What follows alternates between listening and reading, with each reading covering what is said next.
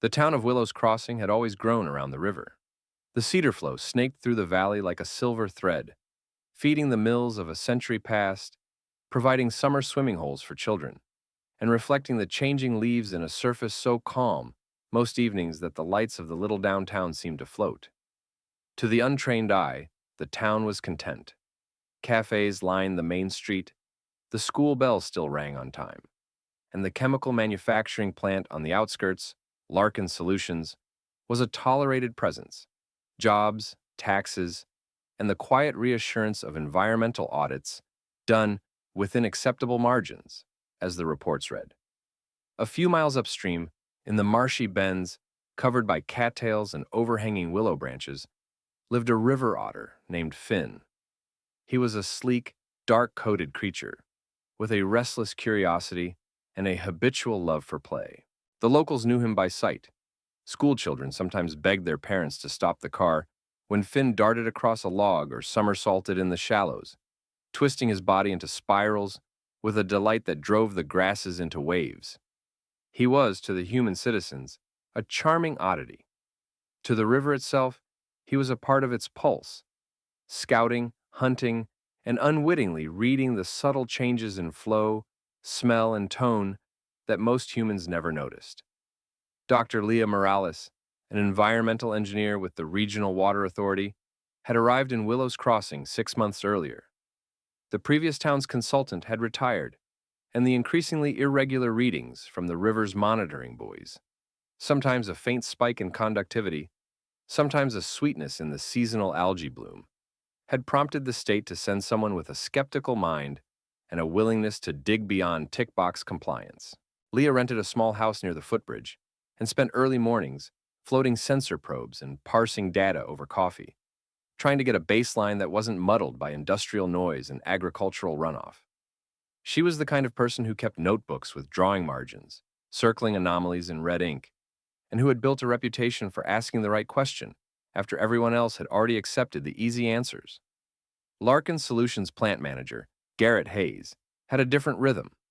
He walked the facility's concrete corridors with the calm of someone who had risen through the ranks by navigating memos and plant shutdowns. His operation produced specialty solvents used in downstream electronics manufacturing. The product was high margin, and the plant's waste management processes, while officially compliant, had been trimmed in cost with internal efficiency adjustments that never made it to the public sustainability report.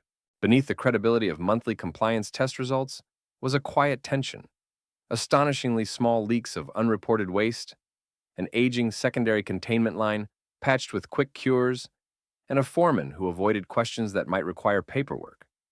No one yet connected the playful flips of a river otter with the hidden shifting of chemicals unseen in the sediment.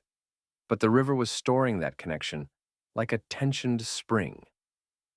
On a crisp late autumn morning, the sun lay thin over the water, and the air held the slight metallic scent of early frost.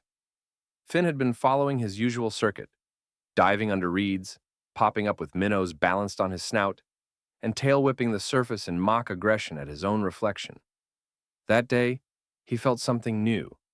A faint, oily film stretched over a patch of water near the northern bend, one that shimmered slightly when the current rippled it, yet didn't scatter like the usual morning insect sheen. The smell was faint, almost sweet rusty, a combination that tugged at the sensitivity of his nose. Instinct nudged him toward investigation, not in alarm, but in the same playful way his world always shifted. New scents were games of discovery. He slid onto a partially submerged log and launched himself into his signature flip. Body arced, tail flicked, and he landed with a splash at the center of the iridescent patch. The film broke, dispersing in concentric rings, and the current beneath reacted like a pulled thread. What had been an almost invisible sheen folded into small whorls and pockets, becoming more visible, the odor deepening into a chemical tang that made even the normally unbothered otter pause mid-groom. He dove, surfaced, and dove again, his whiskers quivering as he traced the edge of the patch, making exaggerated somersaults as if his play had to include this new element. Each time he broke the film, it scattered, then recoalesced downstream in a trailing line that caught the morning light. Downriver on the pedestrian bridge, 12-year-old Maya O'Connor was waiting for the school bus. She had been up early because her science teacher had assigned her a project on local biota, and she'd chosen to observe the river's wildlife. Her father had given her an old pair of binoculars, and she had her notebook, list of sightings, and a thermos of hot chocolate in a tote. She watched Finn as she always did, making careful notes. Otter flips 7:43 a.m., bug hunting, splash radius 3 feet. But then she saw the film. At first, she thought it was oil. They had learned about small boat leaks in class. But when Finn began playing, the sheen curved and flashed in a way that was wrong.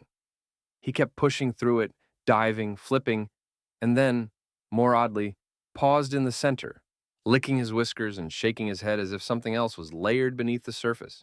The motion of the film trailing out behind him, caught by the sun, made a faint rainbow halo.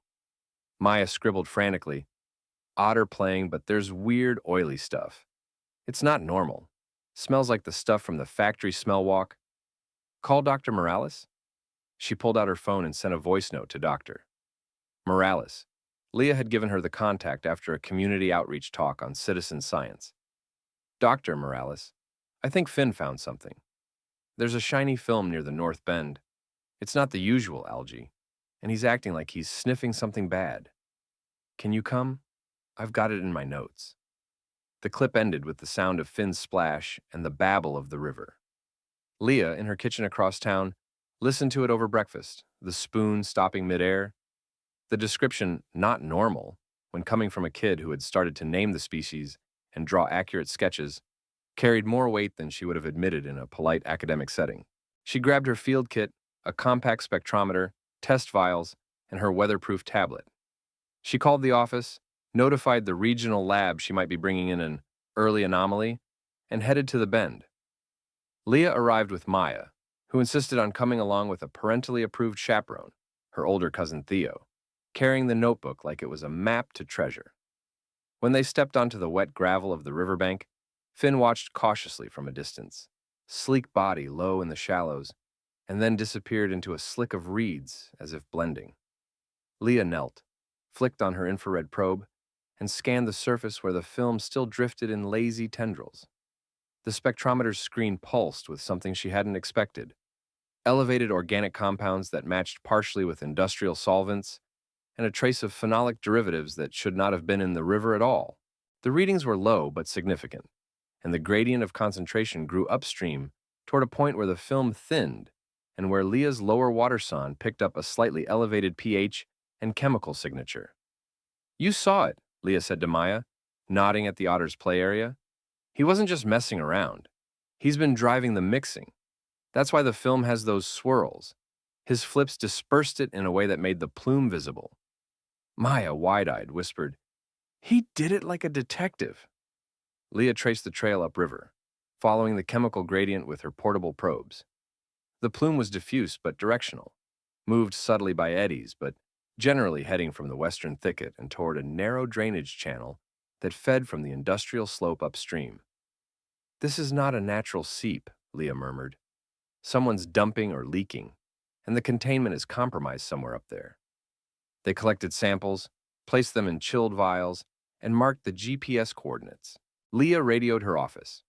"Possible concealed leak. Trace organics consistent with Larkin's solvent line. Need field inspector. Suspected unauthorized discharge. Low concentration but increasing. Potential for bioaccumulation. Upstream reconnaissance required." The upstream reconnaissance team included a junior inspector, Grace Chen, and a regional health officer, Thomas Reed, who'd been lobbying for more proactive engagement with the town's ecological early warning signals. They met Leah and Maya halfway and watched Finn emerge from the reeds like a shadow with whiskers. The otter performed another exaggerated flip, sending the film scattering into a fan, revealing beneath it a small, eroded concrete drainage structure, half hidden by overgrowth. Underneath that, a rusted secondary pipe, supposed to be part of the old emergency overflow, officially decommissioned and buried, had cracked, leaking solvent slowly into the drainage, seeping into groundwater that bled into the main river during high flow. Thomas, who had seen enough contaminated outbreaks to recognize the hallmark pattern of a problem ignored too long, said, "If this is entering the main water intake, distribution's going to carry it. The town draws for the municipal supply downstream. Even at low levels, chronic exposure and the potential for acute spikes if the line fails, more could poison a large portion of the population." Grace moved in with the camera rig to document the physical evidence, while Leah extended her sampling to sediments and small fish that had been lounging nearby. The otter, meanwhile, after delivering his inadvertent traffic control, ducked back into a deeper pool, watching the humans with a black bead of an eye that reflected nothing of human comprehension. He had done what he always did. He sensed something off, and the playful flip made it visible. The initial find sparked a chain of deeper inquiries. Leah's lab confirmed the sample composition, a blend of glycol ethers, trace stabilizers, and solvent residues used in Larkin Solutions' secondary process line.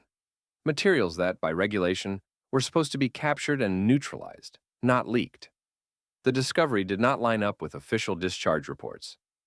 Thomas convened an emergency meeting with the town's mayor, Elise Hartwell, and the Regional Environmental Compliance Board. Word traveled quickly. Front-page banners were drafted, but Leah and Thomas urged strategic calm. The goal was to confirm source, prevent panic, and stop further leakage before the news fed the reservoir of public fear. Grace and Leah returned to the plant site under the guise of a scheduled audit. Garrett Hayes, with a rehearsed smile, escorted them through the public-facing facility. The visible systems, primary containment, the lined waste ponds, and the reported flowcharts, checked out on the surface and on the compliance software dashboards. But Leah had a different target, a small, seldom-used service road that curved behind a scrub buffer and connected to older infrastructure. The concealed overflow pipe had historically been used in emergencies, then buried in a cost-saving move during the plant's last upgrade phase with verbal approval by mid-level management, never formally codified. The patchwork of agreements had left a critical vulnerability, a corroded junction deep in the underbrush, connected to a sub-basement mixing tank whose secondary drain was connected to the cracked pipe. Grace's undercover lens caught the maintenance crew edging toward a scheduled check, and Leah used the distraction to survey the buried line's accessible joint. The soil around it was saturated with the same chemical signature they'd seen downstream.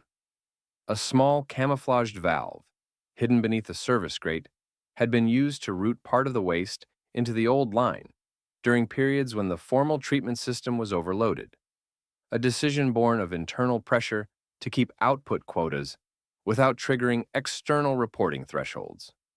When confronted with the data and documentation, Garrett's tight control wavered.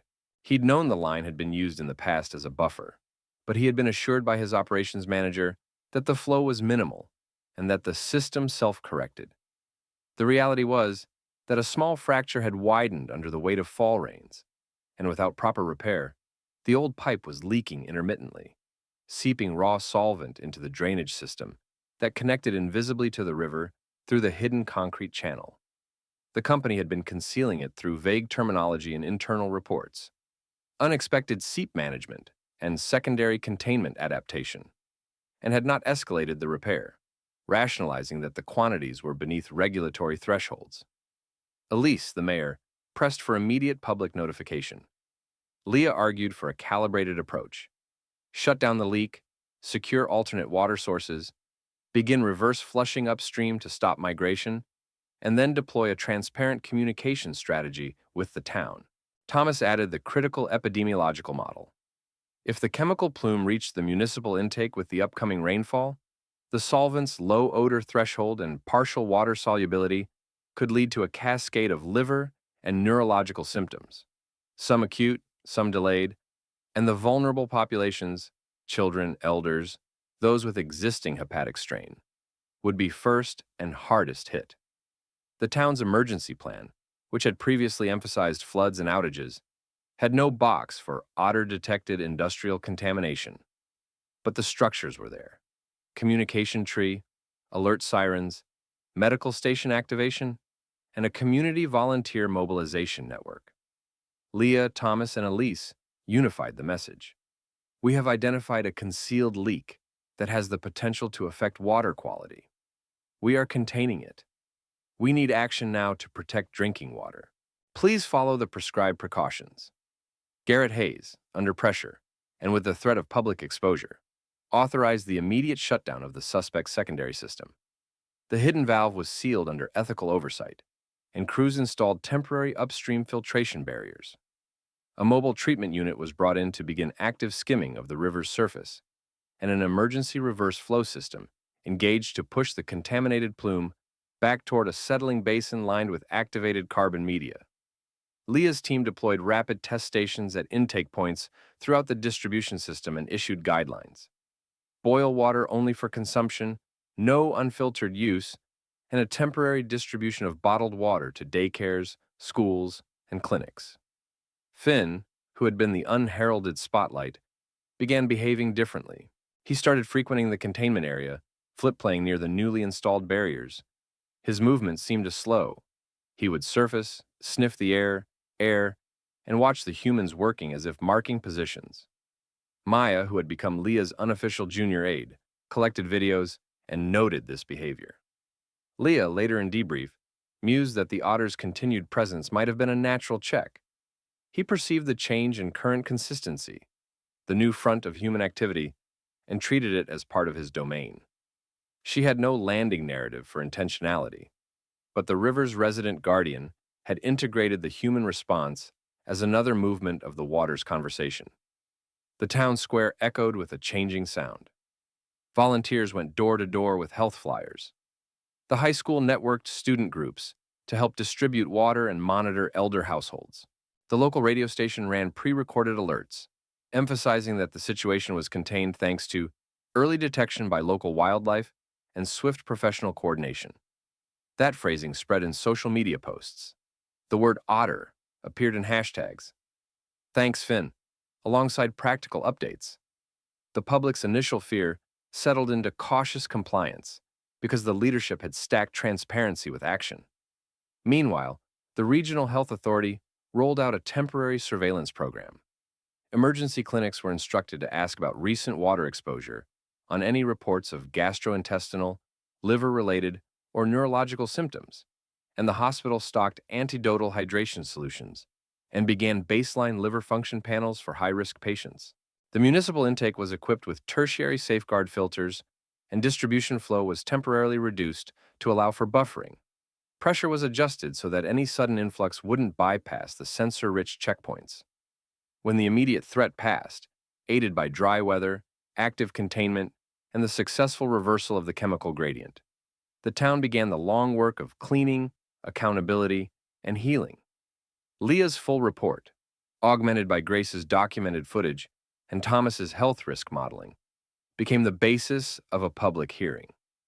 Larkin Solutions was fined for both the concealed infrastructure modification and failure to report the unauthorized usage of the secondary line, and placed under a mandated third-party remediation oversight board.